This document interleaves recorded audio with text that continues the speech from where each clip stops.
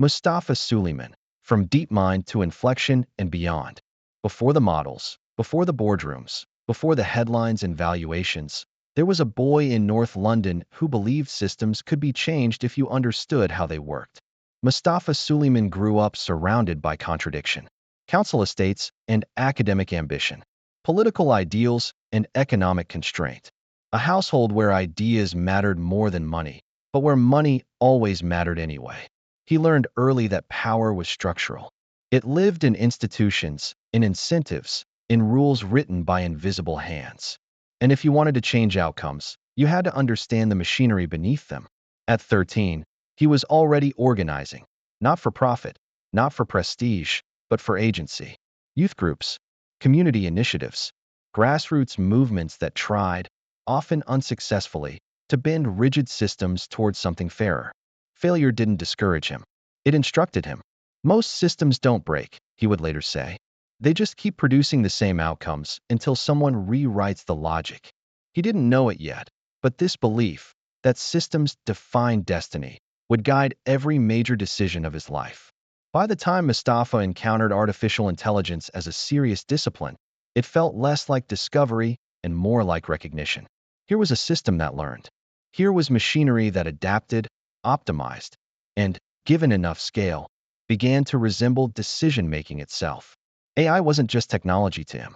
It was leverage. At DeepMind, he found his arena. The early days were chaotic, underfunded, and electrifying. Researchers debated philosophy as fiercely as loss functions. Engineers worked through nights fueled by conviction more than compensation. Mustafa wasn't the most technical voice in the room, and he never pretended to be. Instead, he became something rarer, a translator, a synthesizer, a bridge between researchers, leadership, policy, and the outside world. He understood that breakthroughs die without structure, and that genius without direction collapses under its own weight. When DeepMind's models began to outperform humans in narrow but symbolic domains, the world noticed. When AlphaGo defeated Lee Sedol, the world changed. Inside DeepMind, celebration was brief. Mustafa watched the coverage unfold. The awe, the fear, the misinterpretation. If they're reacting this strongly to a board game, he thought, they're not ready for what comes next. With success came scrutiny. With scrutiny came pressure. With pressure came a realization that would haunt Mustafa for years. AI was not neutral. It amplified intent, incentives, and power. And DeepMind, now folded into Google, was becoming something enormous. Meetings grew heavier. Legal teams expanded. Product roadmaps collided with ethical concerns. Governments began asking questions not about if AI could be used, but how soon. Mustafa pushed for governance, guardrails, and long-term thinking. Not everyone appreciated it. We're researchers, not philosophers. One executive snapped during a tense meeting. Mustafa didn't raise his voice. He rarely did. That's exactly the problem, he replied. Internally, he became associated with responsibility. Externally, with warnings. He argued that advanced AI demanded institutional restraint, not just technical brilliance. That alignment wasn't a research footnote. It was a prerequisite for legitimacy. But the machinery of scale had momentum, and momentum does not wait for moral clarity. The tension wasn't ideological anymore. It was existential. DeepMind was no longer a lab. It was a strategic asset. Timelines shortened. Competitive pressure intensified. Deployments loomed. Mustafa felt the contradiction sharpening. Build systems that could reshape society, while operating inside incentives that rewarded speed, dominance, and market capture. One evening, alone after another exhaustive governance meeting, he wrote a note to himself. If we don't build AI that understands humans, emotionally, socially, ethically, then we are building tools without conscience. That was the seed. Not a startup pitch. Not a business plan. A philosophical fracture. He didn't want just safer AI. He wanted human-centered intelligence, systems designed to support, not replace, to guide, not dominate. And DeepMind, for all its brilliance, was no longer the place where that vision could be realized. Leaving DeepMind was not a resignation. It was a rupture. Friends warned him, "You're walking away from the most powerful AI lab on Earth." Investors questioned him. What could possibly be bigger than this? Mustafa knew the answer, even if it terrified him. building intelligence that people could trust. Not because regulators demanded it, not because PR required it, but because without trust, AI would fracture society faster than any technology before it. When he stepped away, the world interpreted it as retreat. It wasn't. It was repositioning. He wasn't leaving the frontier. He was choosing a different one. The name came first. Inflection, the point where a system changes direction. With co-founders and early allies who shared both technical depth and philosophical urgency, Mustafa began assembling something new. Not another race to bigger models. Not another benchmark arms war. But a bet on interaction. On AI as companion, guide, and collaborator. The vision was radical in its simplicity. If AI is going to live alongside humans, it must understand them, emotionally, contextually, ethically. That meant massive models, yes, but also massive restraint. It meant training not just on information, but on human values. And it meant something else, too. Inflection would not be cheap, and it would not be small. When Inflection raised capital, the numbers shocked the industry. Billions in compute commitments. Elite hires from the most powerful labs in the world. Strategic partnerships that signaled seriousness, not experimentation. This wasn't a moonshot. It was a counterthesis. While others raced toward abstraction and autonomy, Inflection focused on presence, on AI that could be with you, not above you. And with that focus came wealth.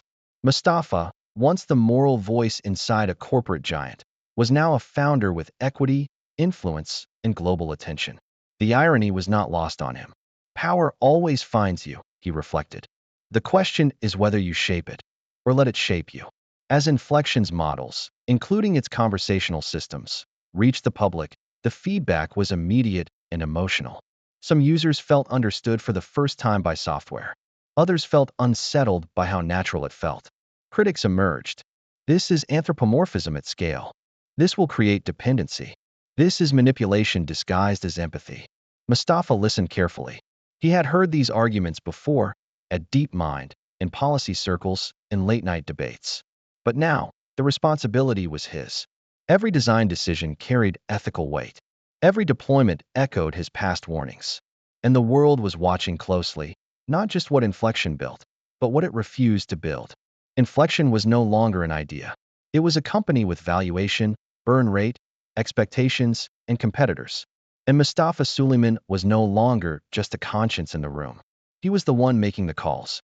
Late one night, staring at performance metrics and user feedback, he thought, this is the moment where principles either become systems or disappear. The wind outside the office windows moved softly through the city. Another inflection point had arrived. Inflection did not recruit quietly. It pulled gravity toward itself. Researchers who had spent years inside the sealed worlds of DeepMind, OpenAI, and other frontier labs began receiving messages, carefully worded, deeply personal, unmistakably intentional. Not, come build a bigger model, but come help define what AI is for.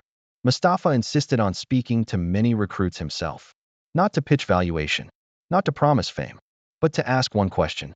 What do you think intelligence should feel like to the people who use it? Some candidates froze. Others lit up.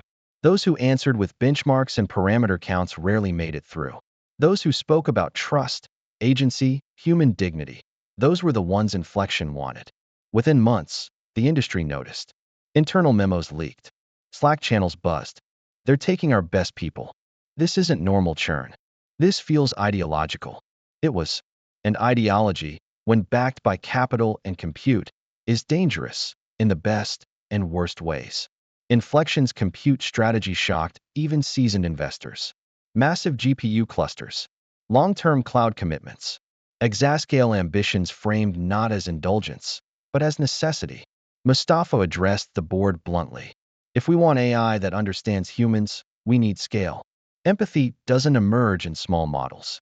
Context doesn't survive constraint. Some investors worried aloud. You're betting billions on a philosophy. Mustafa didn't deny it. Every frontier lab is betting billions. Most just pretend it's math. This wasn't recklessness. It was conviction forged by experience. He had seen what happened when safety became a layer instead of a foundation. Inflection would not repeat that mistake. When Inflection's early conversational system reached internal testing, the room fell quiet. Not because it was perfect, but because it was present. It didn't just answer questions. It remembered emotional threads. It responded with tonal awareness. A researcher whispered, "It feels like it's listening." Mustafa corrected them gently. "No, it's modeling attention. That's more dangerous and more powerful." The distinction mattered. Listening implies understanding. Modeling attention implies responsibility. Inflections models were trained to slow down, to ask clarifying questions, to avoid confident hallucination when uncertainty was high. This ran against prevailing trends. Competitors optimized for speed, fluency, dominance. Inflection optimized for restraint. And restraint, in the AI arms race, was a radical act. When the product reached early users, the reactions polarized immediately. Some wrote emotional messages. "I felt heard. This helped me through a hard night." "This didn't judge me." Others recoiled. "This is too human." "This crosses a line." "This feels like emotional outsourcing." Mustafa read every category carefully. He had anticipated this. Human-centered AI would not be neutral. It would trigger projection, attachment, discomfort. The question wasn't whether people would react strongly. It was whether inflection could hold the responsibility of that reaction. As usage grew, pressure mounted. Enterprise clients asked for customization. Governments asked about deployment. Partners asked about data access. The board asked about monetization. One investor was blunt. "This is beautiful, but beauty doesn't pay for GPUs." Mustafa replied calmly. "Trust does." Silence followed. Then resistance. "Trust is abstract. Revenue is concrete." Mustafa leaned forward. "Trust is the only sustainable revenue in this category. Lose it once, and you're done." He had watched platforms implode under backlash. He had watched regulators move too late. Inflection would not scale recklessly. This decision slowed growth. It also defined the company. No matter how far Mustafa moved forward, comparisons followed him. Articles framed inflection as DeepMind's conscience reborn. Critics accused him of overcorrecting. Supporters hailed him as the adult in the room. Privately, the shadow weighed on him. He respected DeepMind deeply, loved many of the people still there. But he knew one truth. You cannot build a new paradigm while emotionally living in the old one. Inflection had to stand on its own, successes and failures included.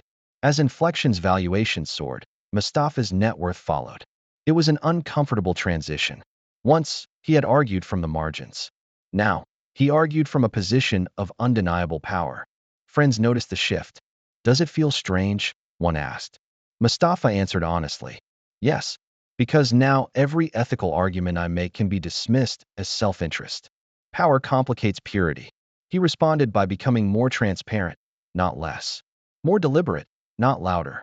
If he was going to hold influence, he would earn its legitimacy every day. Then came the incident. A model response, rare but real, was interpreted as emotionally directive by a user. Media amplified it. Critics pounced. Regulators asked questions. It wasn't catastrophic, but it was instructive.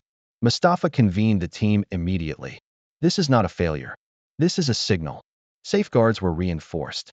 Tone constraints tightened. Oversight expanded. And publicly, inflection didn't deflect. They explained. Accountability, Mustafa believed, was the only antidote to fear. Late one night, Mustafa sat alone in the office. Logs scrolled past. Feedback piled up. He thought about the line they were walking. Care without dependency. Guidance without authority. Empathy without manipulation. This was not a technical problem. It was a civilizational one. We're not just building AI, he realized. We're negotiating a new social contract. And contracts require trust from both sides. Inflection's rise coincided with a broader awakening. AI was no longer a research topic. It was a societal force. Governments convened hearings. Headlines oscillated between awe and alarm. Every major AI founder was suddenly expected to be a philosopher, regulator, and prophet. Mustafa felt the spotlight sharpen. He was no longer speaking inside the system. He was speaking to the system. Panels invited him not to celebrate innovation, but to justify it. Why should we trust AI companies? What makes your approach different? Who decides what human-centered really means? Mustafa answered carefully. Trust isn't claimed. It's earned through constraint, transparency, and accountability.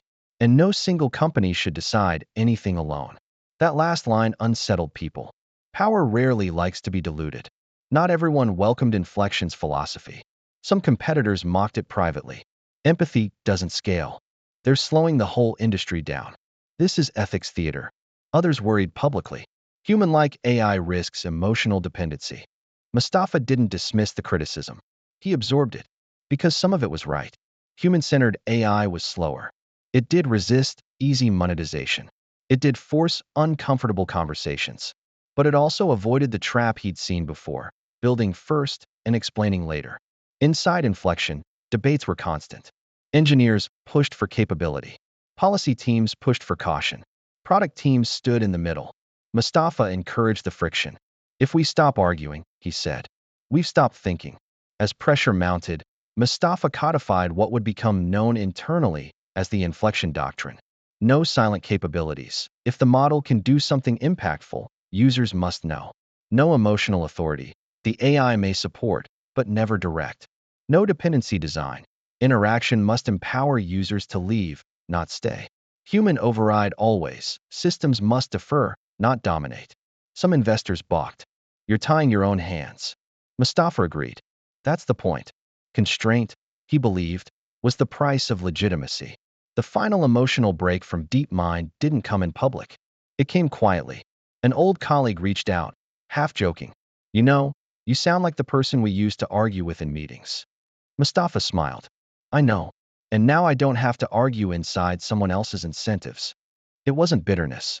It was clarity. DeepMind had its path. Inflection had another. History would judge both.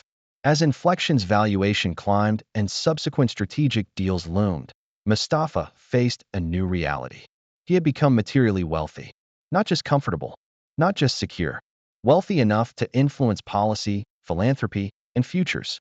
The irony was not lost on him. He had once warned about power concentration. Now he held some of it.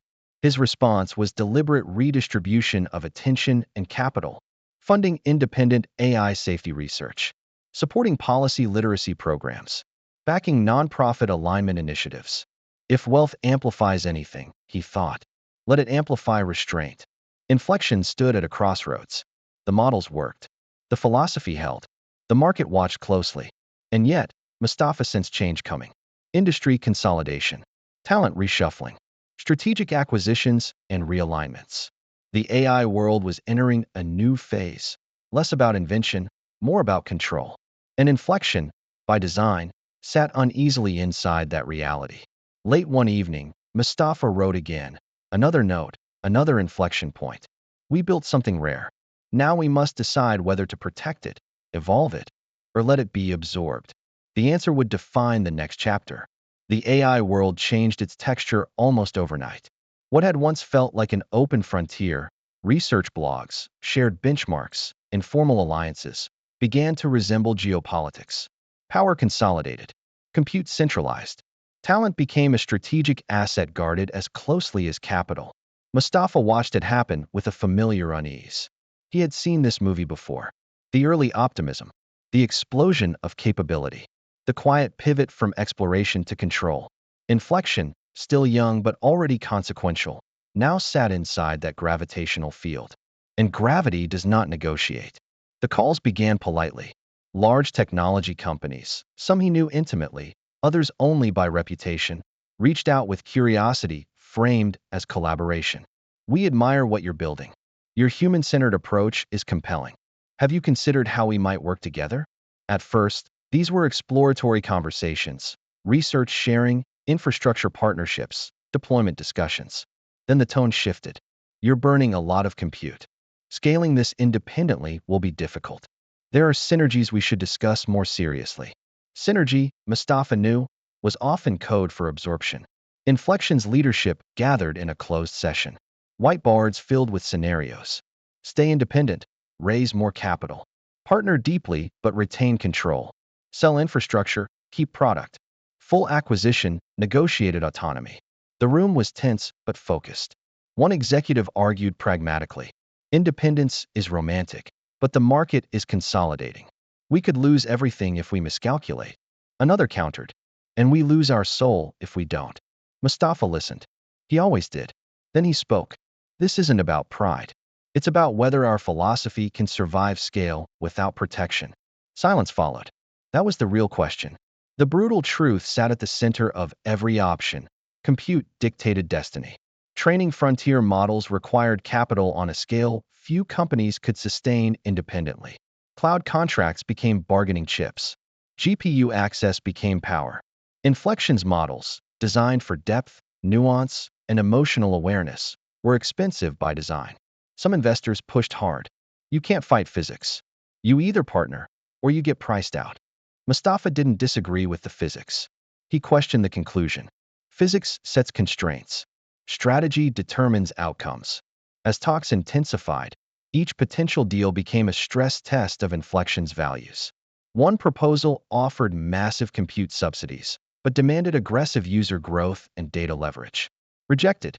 Another promised distribution, but insisted on behavioral optimization hooks. Rejected. A third offered autonomy on paper, but vague governance guarantees. Deferred. Every no cost leverage. Every maybe bought time. Mustafa knew time was the most expensive resource of all. Late nights returned. Not the frantic nights of early building, but heavier ones. Mustafa walked alone through quiet streets, thinking about the contradiction he lived inside. He had argued for restraint. Now restraint threatened survival. He had warned against concentration. Now concentration offered safety. There was no clean answer. Only trade-offs. Ethics without power is fragile, he thought. But power without ethics is catastrophic. Somewhere between those truths lay the path forward. When the decisive offer arrived, it did not look like the others. It was structured, deliberate, and, most unsettling, reasonable. Resources without immediate domination. Talent protection clauses. A pathway to scale without abandoning Inflection's core principles, at least initially. The numbers were staggering. Valuation headlines would follow if it went through. Founders and early team members would become indisputably wealthy. Investors would see extraordinary returns. But wealth was not what made Mustafa pause. It was the implication. If he said yes, Inflection would survive, perhaps even thrive. If he said no, Inflection might become a footnote. Mustafa spoke privately with those he trusted most. Former colleagues, ethicists, engineers who had followed him out of deep mind. One question dominated every conversation. Can your values survive inside a larger system? No one gave him certainty, only perspective. Nothing survives unchanged. But some things shape what absorbs them. The question is whether you want to be a warning or a lever. That word stayed with him. Lever. Mustafa sat alone in the Inflection office long after everyone had left.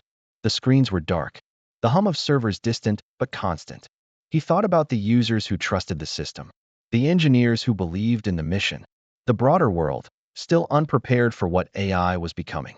He whispered to himself, independence is not the goal. Impact is. And impact, he knew, sometimes required entering imperfect systems to bend them, slowly, deliberately, towards something better. He didn't decide that night, nor the next, because decisions of this magnitude do not arrive as moments of clarity. They arrive as accumulations of responsibility. But the path forward was narrowing. And Chapter 2 had only begun. The decision did not come with ceremony. No champagne, no applause, just a closed room, a handful of signatures, and a pause so long it felt ceremonial anyway. Mustafa read the final draft slowly. Every clause, every carve-out, every ambiguity, autonomy windows, talent protections, ethics review layers, governance escalation paths. He knew contracts were not moral documents. They were expressions of power balance. What mattered was not what was written, but who would enforce it when pressure came. Still, he signed, not because it was perfect, but because it preserved something fragile long enough to matter. Inflection would not disappear. It would transform. The news broke in fragments, then waves. Headlines framed it as strategic consolidation, talent and IP realignment, a landmark AI deal. Analysts focused on numbers, valuation multiples, equity outcomes, founder liquidity. They called it a win. Mustafa read none of it. He watched the internal channels instead. Engineers asking quietly, what changes now? Researchers wondering, will we still be allowed to say no? He addressed them directly. Nothing ends today, he said, but everything becomes harder. And that's where principles matter most. The personal financial outcome was undeniable. Years of intellectual labor, risk, and conviction had crystallized into material security, far beyond what he had ever imagined in North London. Friends congratulated him. You won. You made it. You beat the system. Mustafa smiled politely. Inside, the word won felt hollow. Winning what, he wondered? Money? Influence? Or just time? He redirected much of the liquidity quickly into foundations, policy research, and long-term AI governance initiatives. Wealth, to him, was not a reward. It was a responsibility multiplier. Integration began cautiously. Meetings multiplied. Approval chains lengthened. Language shifted. Human-centered became user-aligned. Ethical constraints became risk mitigation. Restraint became optional configuration. None of it was overt betrayal. That was the danger.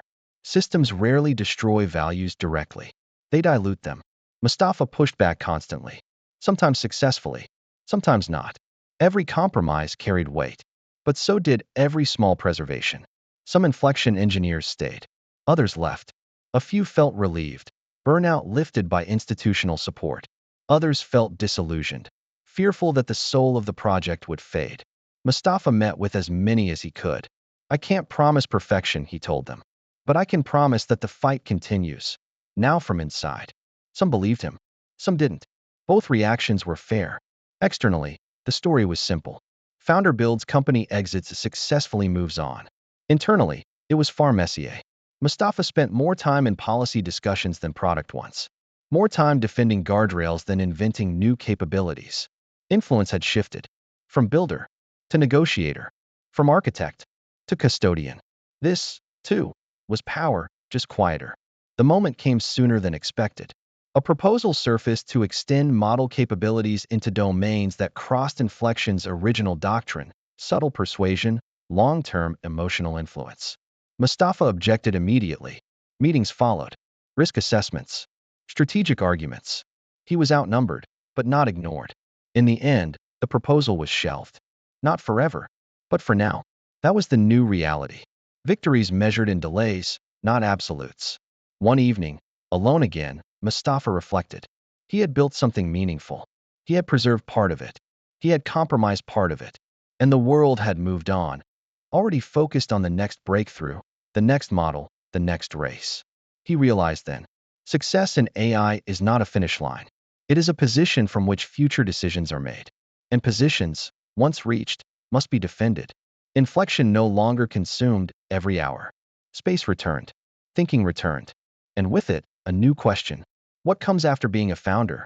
Not in title, but in impact. Mustafa began writing again, advising quietly, influencing indirectly. The system had absorbed Inflection, but it had not absorbed him. There is a moment after every great build when the noise fades. No more all-hands urgency. No more product deadlines etched into sleep. No more existential dread disguised as optimism. For Mustafa, that moment arrived quietly. Inflection still existed. The system still ran. The contracts still bound. But the gravitational center of his life had shifted. He was no longer the founder in motion. He was something else. An architect whose building had been occupied by others. Founders often underestimate how much identity is bound to creation. Building provides cover. It justifies obsession. It explains absence. Without it, reflection rushes in. Mustafa felt it sharply. When you're building, every flaw feels provisional, he thought. When you stop, they feel permanent. He replayed decisions. The compromises. The timing. The moments he might have pushed harder or waited longer. But history does not allow counterfactuals. Only consequences. What remained was influence. Real, but indirect. Policymakers sought his perspective. Executives asked for private counsel. Researchers referenced his frameworks. He was listened to. But listening is not obedience. Mustafa learned the limits of persuasion without control.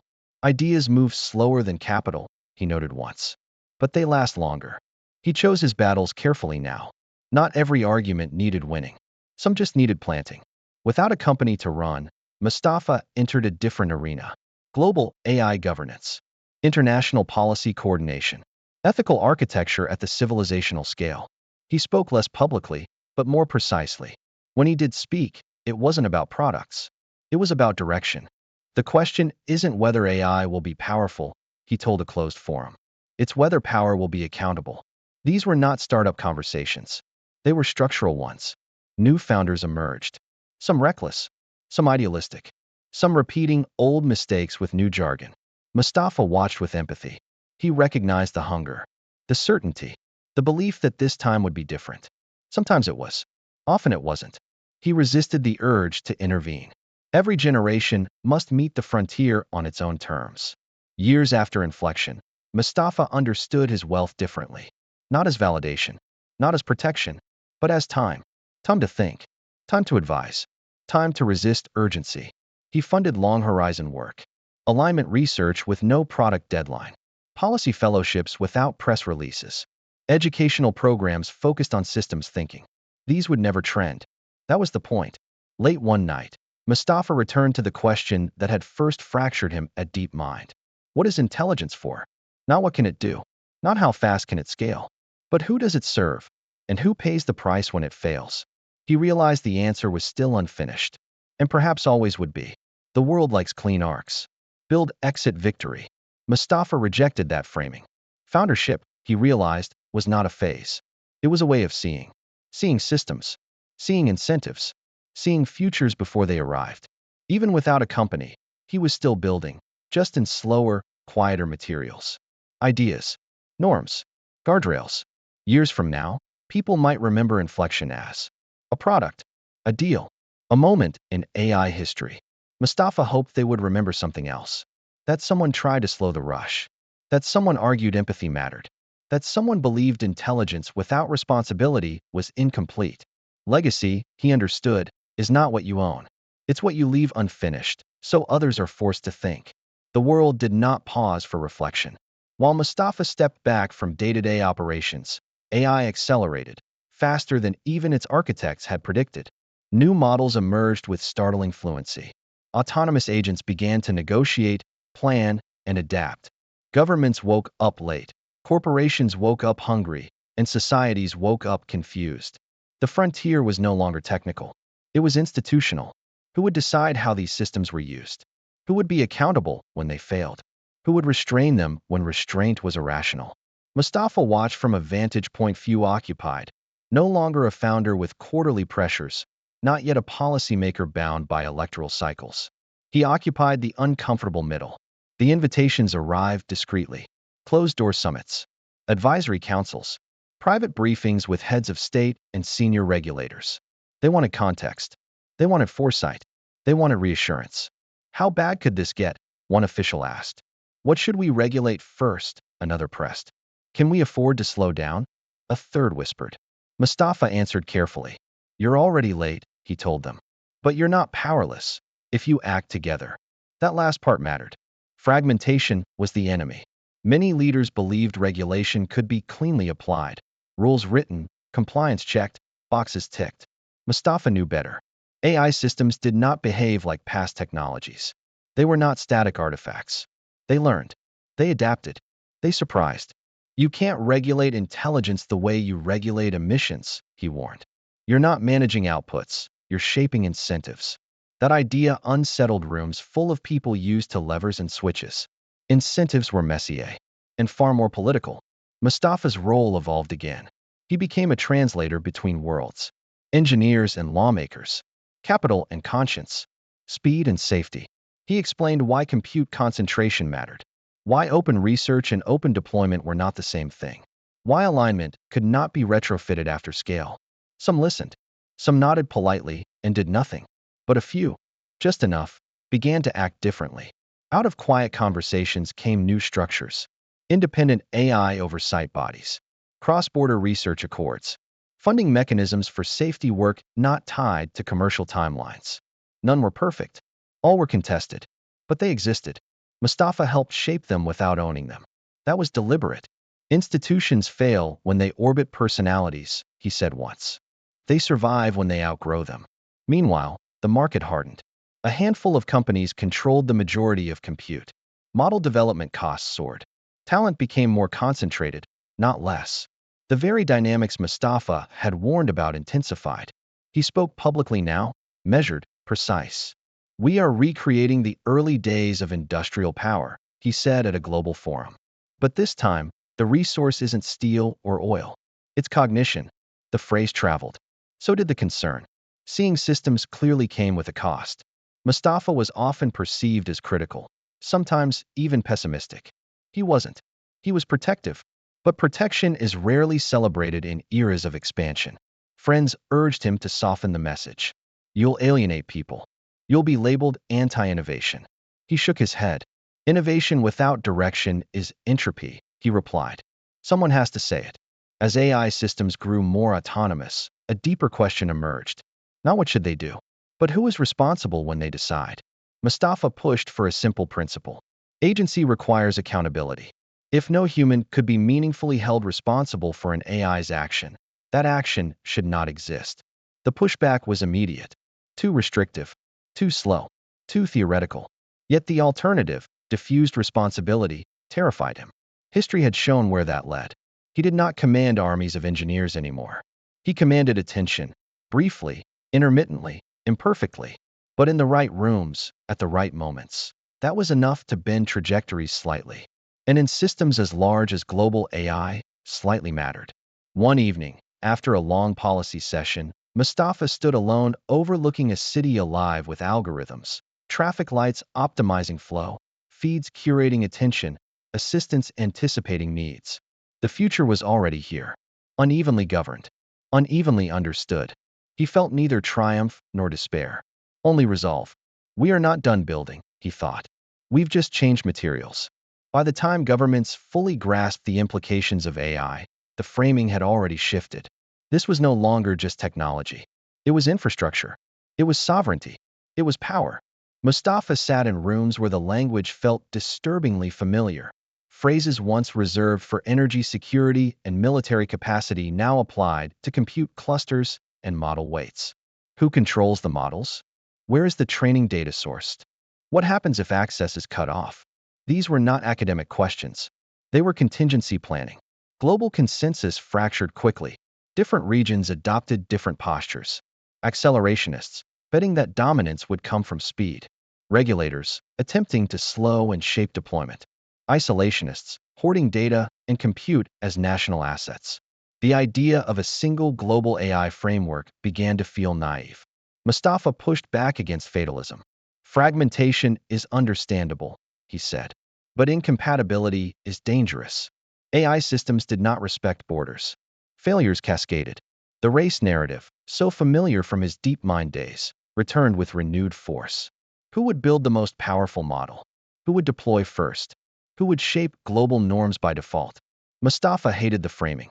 Races discouraged restraint. They punished cooperation. They rewarded secrecy. Yet the incentives were relentless. Every actor feared being the one who slowed down and lost. Behind the scenes, fragile efforts emerged. Bilateral safety agreements, shared red team protocols, information exchanges about catastrophic risks. Mustafa helped broker some of them. They were fragile, informal, and constantly under threat. But they existed. Norms always start weak, he reminded participants.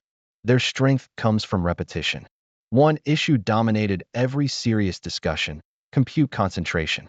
A handful of firms and nations controlled access to the resources needed to train frontier models. This created asymmetry. When intelligence is centralized, Mustafa warned, so is influence.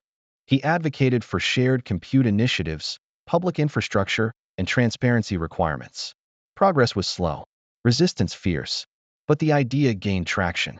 Not all disagreements were technical. Some were moral. One government representative asked bluntly, "Why should we prioritize alignment over advantage?"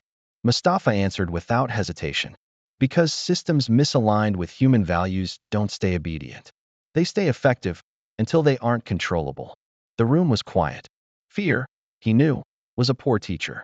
But sometimes it was the only one available. As AI systems grew more visible, public trust wavered. Bias scandals, automation fears, information integrity crises. Populations demanded answers. Governments demanded fixes. Companies demanded patience. Mustafa saw the risk clearly. If institutions failed to respond credibly, reactionary bans and blunt controls would follow. Neither extreme was good. "We're in a legitimacy crisis," he said publicly. And legitimacy is harder to rebuild than capability. Amid global debates, Mustafa maintained distance from operational power. He declined executive roles, avoided board dominance, refused to become a symbol of ethical approval. I won't launder decisions I don't control, he told one company flatly. This cost him opportunities. It preserved credibility. He began to think in decades. What institutions would survive? What norms could harden into defaults? What guardrails could outlast individual leaders? This was not a startup mindset. It was a civilizational one. And it was lonely. By the end of the decade, a fragile equilibrium emerged. AI advanced rapidly, but unevenly regulated. Power remained concentrated, but contested. Alignment was discussed, but inconsistently enforced. Mustafa did not call it success. He called it time bought.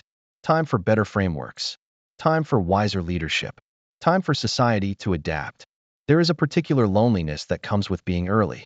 Not early enough to be dismissed as a dreamer, but early enough that certainty feels premature. Mustafa lived in that space. He was no longer warning of distant hypotheticals, nor was he reacting to disasters already normalized. He spoke of near futures, uncomfortable, plausible, avoidable. And near futures make people uneasy. They demand action. In a world driven by acceleration, restraint is often mistaken for fear. Mustafa was labeled cautious, sometimes obstructionist, occasionally idealistic. He accepted it. Every system needs people whose job is to say not yet, he reflected. Otherwise, momentum becomes destiny. The cost was real. He was invited less often to celebration panels, more often to crisis rooms. That suited him. Without a company's metrics to guide him, Mustafa redefined impact. Not users, not revenue, not market share. Instead, a clause added to a regulation. A safety team funded quietly. A deployment delayed until guardrails were in place. Small shifts, but in aggregate, meaningful. Civilization doesn't turn, he thought. It drifts unless nudged. There were moments, late at night, when he considered returning to building. The allure of creation never fully fades. Friends suggested it. You could start again. You'd raise instantly. You know more now. Mustafa smiled at the thought, but he declined. The problem isn't lack of builders, he said. It's lack of breaks. He made peace, slowly, with earlier compromises. The inflection deal. The constraints accepted. The battles lost. He stopped asking whether he had chosen correctly. Instead, he asked whether he had acted honestly, given what he knew at the time. The answer, he believed, was yes. That was enough. Quietly, Mustafa began mentoring a new generation. Founders who cared about alignment. Researchers wary of unchecked scale. Policymakers trying to understand technical nuance. He offered no formulas. Only questions. What happens when your system works exactly as designed? Who bears the downside? What power are you accumulating without naming it? Some listened deeply. Others nodded and moved on. That, too, was expected. Years into the AI era, one lesson crystallized. No one was in full control. Not companies. Not governments. Not even the systems themselves. Control, Mustafa realized, was an emergent property, distributed, fragile, and temporary. The task was not domination. It was stewardship. On a quiet evening, Mustafa stood again at the edge of a city, this time older, calmer, less certain. The lights shimmered with invisible intelligence. He felt neither pride nor regret, only responsibility. We built minds, he thought. Now we must build wisdom around them. That work, he knew, would never be finished. History rarely announces its turning points. They are felt only in hindsight, when a series of reasonable decisions, taken under pressure, reveal the shape of a new era. Mustafa understood this now with clarity earned, not inherited. The age of artificial intelligence would not be remembered for any single model, company, or founder. It would be remembered for what humanity chose to do once thinking machines became ordinary. And that choice was still unfolding. In earlier eras, founders were conquerors. They claimed territory. They built empires. They bent markets to their will. But AI founders occupied a different role. They were transitional figures, bridges between invention and consequence. They unleashed systems that would outlive them, evolve beyond them, and shape lives they would never meet. Mustafa had come to accept this. We are not heroes or villains, he reflected. We are custodians, whether we admit it or not. There would be no monument with his name, no singular artifact he could point to and say, that was the point. Inflection would be cited in footnotes. Policy frameworks would be revised. Institutions he helped seed would drift, adapt, and forget their origins. This did not trouble him. True legacy, he believed, was structural. It lived in defaults, in norms, in questions that refused to disappear. One danger haunted every stage of AI's rise: certainty. Certainty that intelligence equaled progress. Certainty that scale solved all problems. Certainty that unintended consequences could be patched later. Mustafa had learned to distrust certainty. The most dangerous phrase in technology, he often said, is, "We'll fix it in the next version." Some things, once deployed, could not be recalled. As AI systems became more capable, human humility mattered more, not less. Yet humility was scarce. Markets rewarded confidence. Politics rewarded dominance. Narratives rewarded inevitability. Mustafa argued for something unfashionable: limits. Limits are not weakness, he said. They are how intelligence proves it understands consequences. The room did not always agree, but the idea lingered. Sometimes, Mustafa imagined writing a letter to future builders, future leaders, future critics. It would not be an apology, nor a defense. It would say, "We did not fully understand what we were creating, but some of us try to understand what it might become. If you are reading this, you are living with the results. Do better than we did, because now you know more." He never wrote it. He didn't need to. The work itself was the message. By the final years of this chapter of his life, Mustafa measured success differently. Not by what accelerated, but by what avoided catastrophe. Not by what scaled fastest, but by what aligned longest. Not by dominance, but by durability. If we pass through this era without losing ourselves, he thought, that will be achievement enough. New names rose. New companies dazzled. New promises were made. The cycle continued, as it always had. But something subtle had changed. Alignment was no longer fringe. Governance was no longer optional. Responsibility was no longer unspeakable, incomplete, contested, but present. That mattered. On a quiet morning, Mustafa sat with no agenda, no meeting, no document to revise. Just thought. He realized then that the story of AI was not about intelligence at all. It was about values under pressure. AI merely exposed them, amplified them, tested them. In the end, the question that framed everything was simple and impossibly difficult. What do we owe those who come after us?